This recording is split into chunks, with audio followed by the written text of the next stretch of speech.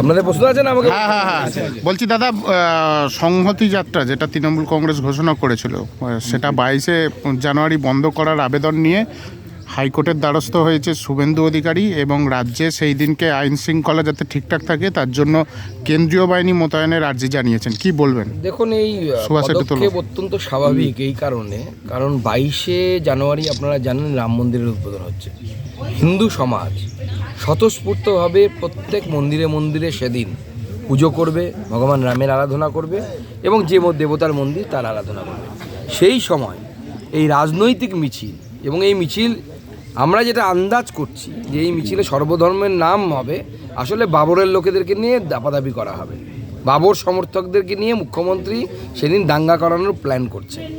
এই দাঙ্গা করানোর প্ল্যান মহামান্য আদালতের উচিত ভেস্তে দেওয়া, কারণ এর মাধ্যমে সাম্প্রদায়িক উস্কানি দেওয়ার চেষ্টা করা হচ্ছে মমতা বন্দ্যোপাধ্যায়ের তরফ থেকে, যে রাম মন্দির নয়। কারণ এবং সেই মিছিলের রুট আপনারা দেখলে যেখানে শেষ হচ্ছে, বিশেষ করে পার্ক সার্কাসে সেখানে শেষ করা হচ্ছে, তার উদ্দেশ্য পরিষ্কার বোঝা যাচ্ছে যে ধর্মীয় উস্কানি দেওয়ার জন্য, এবং বিশেষ একটি ধর্ম সম্প্রদায়ের মানুষকে হিন্দুরা সেদিন পুজো করবে মন্দিরে মন্দিরে, তাদের উপর লেলিয়ে দেওয়ার চেষ্টা করা হচ্ছে।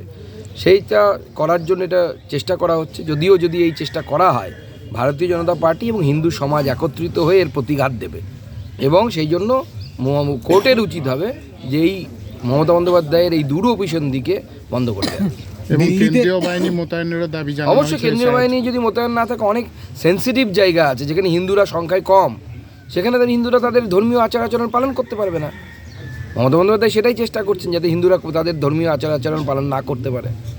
দিল্লিতে মহুয়া মৈত্রকে বাসভবন খালি করার নির্দেশ, বলপূর্বকও তাকে বাসভবন খালি করা হতে পারে বলে এরকম একটা নোটিশ। না, এমপি, আপনি যদি এমপির পদ খারিজ হয়ে যায় বা আপনি যদি এমপি না থাকেন, ধরুন আমি যদি এমপি সামনেবার না থাকি, তাহলে আমার বাসভবন সঙ্গে সঙ্গে খালি করে দিতে হবে। সেটাই তো নৈতিকতা, সেটাই তো সততা। আমি এমপি না থাকলে এমপির বাসভবন ধরে থাকবো কেন? ডায়মন্ড হারবারে কি সয়কে সেলিম শাহজাহান, শেখ শাহজাহান, বলছি ইডির উপর হামলার 12 দিন অতিক্রান্ত হয়ে গেছে এবং তার নজরদারিতে ইতিমধ্যে ক্যামেরা বসানো হয়েছে সন্দেশখালীতে এবং বিভিন্ন জায়গায়, কি বলবেন বিষয়টাকে? মানে নাটক হচ্ছে, পুলিশ তৃণমূল কংগ্রেসের কথায় এই নাটকগুলো করছে, এর কোনো মানে নেই। ডায়মন্ড হারবারের লোকসভা